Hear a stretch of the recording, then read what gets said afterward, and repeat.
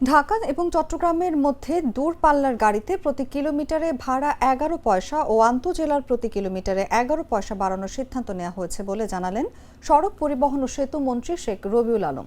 বৃহস্পতিবার সচিবালয়ে পরিবহন ভাড়া বাড়ানোর বিষয়ে শ্রমিক মালিকদের সঙ্গে বৈঠক শেষে তিনি একথা জানান। মন্ত্রী সময় বলেন, ঢাকা এবং চট্টগ্রামের মধ্যে দূরপাল্লার গাড়িতে প্রতি কিলোমিটারে ভাড়া 11 পয়সা বাড়ানোর সিদ্ধান্ত নেওয়া হয়েছে। এছাড়া আন্তঃজেলার প্রতি কিলোমিটারেও বাড়ানো হবে 11 পয়সা।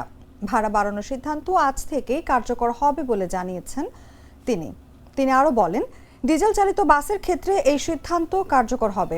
সিএনজি চালিত বাসের ক্ষেত্রে ভাড়া বৃদ্ধির বিষয়টি বিবেচিত হবে না।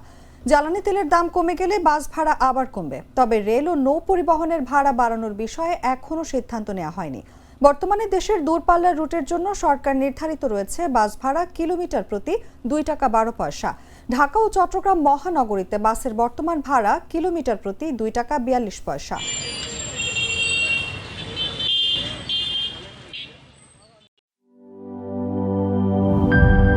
ইউরোপ, এশিয়া, আমেরিকা যেখানে যাই, বিশ্বের 145টি দেশে আজ ফ্রুটো পাই।